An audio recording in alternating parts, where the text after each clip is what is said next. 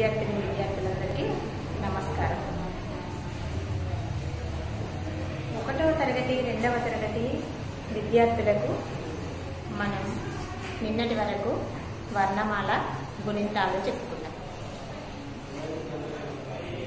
అయితే 1వ తరగతి విద్యార్థులు యూకేజీలోనే వర్ణమాల నేర్చుకున్నారు. 2వ తరగతి విద్యార్థులు 1వ తరగతిలో వర్ణమాల, పదాలు, గుణింతాలు నేర్చుకుంటారు. ఇప్పుడు మనం పదాలు కొన్ని చూద్దాం. సరళ పదాలు, చిన్నగా ఒత్తులు అవి ఏమి రాకుండా కూడా అక్షరాలతోని, మామూలుగా అక్షరాలతోని మనం ఇక్కడ పదాలు రాస్తాం. అక్షరం అంటే మనం మొన్ననే వర్ణమాలలో అ అనేది ఒక అక్షరం, ఆ అనేది ఒక అక్షరం, అట్లా దేనికి దాన్ని ఒక్కొక్క అక్షరం అని చెప్పుకుంటూ పోతున్నాం. అయితే ఈరోజు మనం పదం అంటున్నాం. మరి పదం ఎట్లా రాయడం అంటే అక్షరాలు 2, 3, 4, 5 ఎన్నైనా కానీ అలా ఒక దగ్గర రాసి అర్థవంతమైన ఒక పదాన్ని, మాటను తయారు చేయడానికి మనం పదం అని అంటాం. ఇక్కడ చూడండి, మనం అక్షరాలు 2 అనుకున్నాం, 3 కానివ్వండి, ఎన్నైనా కానివ్వండి, అవి కలుపుతూ రాస్తూ పోతే పదాలు అనేది ఏర్పడుతుంది మనకు తెలుగులో.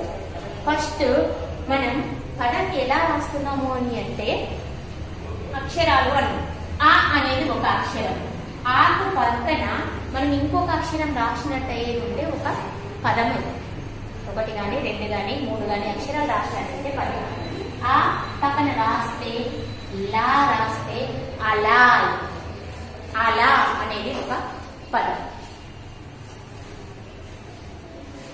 ఆ లా పక్కన మా రాసి రా రాసినట్టయితే అదొక పదం. అలమర అనేది ఒక పదం. ఈ విధంగా మనం అక్షరాలను ఒకటి పక్కకు ఒకటి రాస్తూ అక్షరాల కూర్పు పదం. పదాలు కొన్ని కలిపితే వాక్యం. ఈ విధంగా మనం రాస్తూ ఉంటాం, పదాలను రాస్తూ ఉంటాం. అయితే మనకి ఇక్కడ చిన్న చిన్నగా మీరు ఇప్పుడే నేర్చుకుంటున్నారు కాబట్టి మీరు యూకేజీ నుండి ఫస్ట్ క్లాస్ కు వచ్చిన యూకేజీ నుండి 1వ తరగతికి వచ్చినటువంటి విద్యార్థులు కూడా పదాలు చదివారు, రాశారు. 1వ తరగతి నుండి 2వ తరగతి విద్యార్థులు కూడా పోయిన 1వ తరగతిలో పదాలు రాశారు. అయితే ఇక్కడ మనకు కొన్ని పదాలు ఉన్నాయి చూడండి. ఇక్కడ ఆతోని, ఆ ఇక్కడ పదం ఒక అక్షరం. ఆతోని మనం ఇంతకుముందు అనుకున్నాం ఆ లా, ఆ పక్కన లా రాసినాం, అలా అయింది. ఇది ఒక పదం. అలా, అరక, అలా సముద్రంలో వస్తూ ఉంటాయి, ఎత్తుగా వాటర్ ఇట్లా రావడాన్ని మనం అలలు అని అంటూ ఉంటాం. అరక, అరక అంటే మీకు ఇక్కడ బుక్ లో ఏమి ఇచ్చారు, పుస్తకంలో మనకు బొమ్మ ఇచ్చారు. అరక నాగలి. అలమర షెల్ఫ్.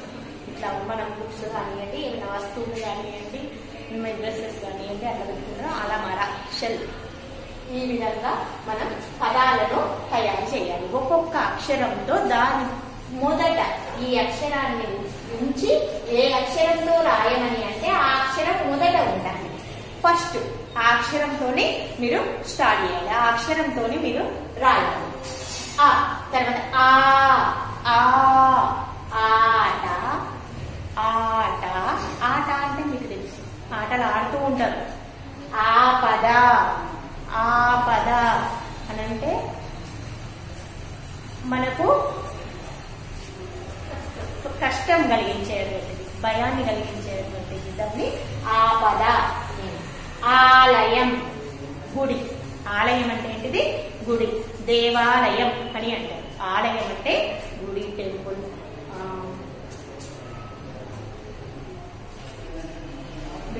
దేవాలయం.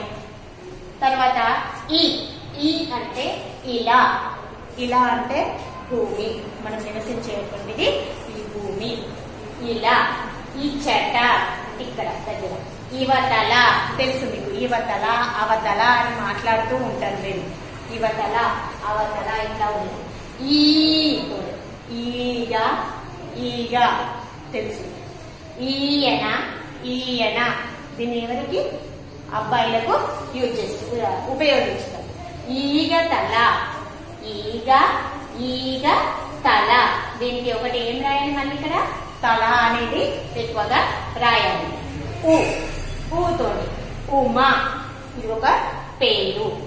ఉడత ఉడత మీరు ఇంగ్లీష్ లో ఏమంటారు? స్పిరిట్. తర్వాత ఉంగరం ఉంగరం మీరు ఆ ప్యాకెట్ లో తింటారు చూడండి, ఆ ప్యాకెట్ లో వచ్చేటివి ఏం చేస్తారు? ఇట్లా పెట్టుకుంటూ ఆడుతూ ఉంటారు కదా ఉంగరం. రింగ్ రింగ్ ఫింగర్ అని అంటూ ఉంటారు. వీటికి పెట్టుకుంటూ ఆడుకుంటూ ఉంటారు. ఉంగరం. తర్వాత ఊడ ఊడ ఊడలు దేనికి ఉంటాయి? ఏ చెట్టుకు ఉంటాయి? మర్రి చెట్టుకు ఊడలు ఉంటాయి. ఆ ఊడలు చెట్టు ఇట్లా పెద్దగా అవుతుంటాయి కదా, దాని కిందికి ఇట్లా ఊడలు వస్తూ ఉంటాయి. ఇప్పుడు చూసారా మర్రి చెట్టును? బనియాన్ అంటూ ఉంటారు ఇంగ్లీష్ లో. దాన్ని పట్టుకొని కొందరు పిల్లలు ఊగుతూ ఉంటారు, ఉయ్యాలలాగా ఊగుతూ ఉంటారు.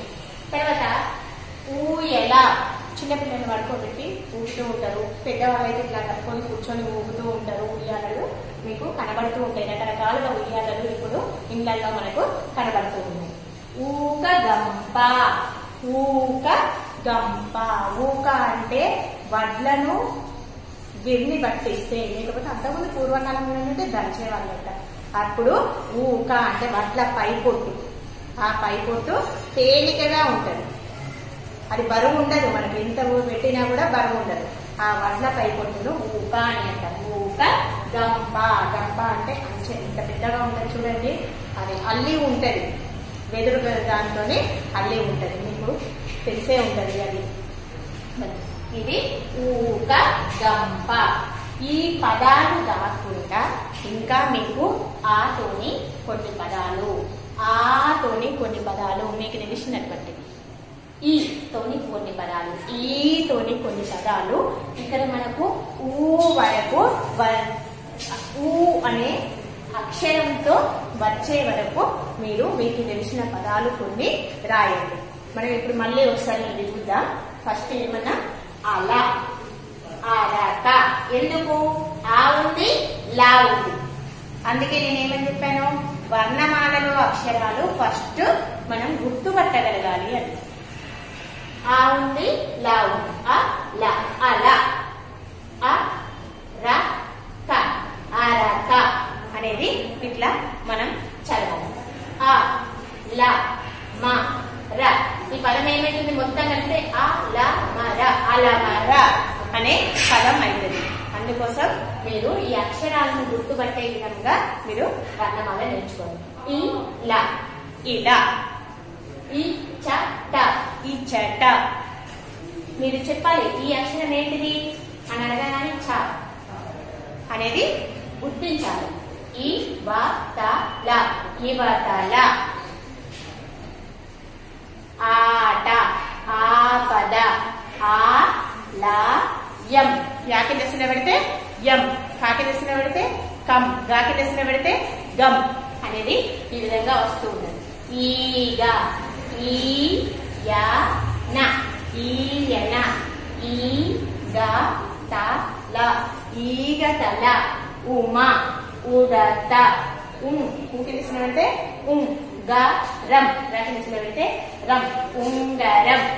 ఊడ, ఊడ, ఊయల, ఊక గంప. ఇక్కడ ఉన్నటువంటి పదాలు ఇవి. మీకు తెలిసినటువంటి ఇంకా కొన్ని పదాలను కూడా రాయండి. ఈ అక్షరాలతో ఇంకా చాలా పదాలు వస్తూ ఉంటాయి. మీరు వర్ణమాల ముందు పెట్టుకొని అచ్చులు హల్లులు వెతికినా కూడా ఇంకా మీకు కొన్ని పదాలు దొరుకుతూ ఉంటాయి. ఆ పదాలను మీరు తయారు చేసి రాసి చూపించండి. ఈ పదాలు కూడా అక్షరాలను కలపడం కూడా నేర్చుకుంటూ ఉండండి. చిన్న చిన్న పదాలు రాస్తూ చదువుతూ ఉండాలి.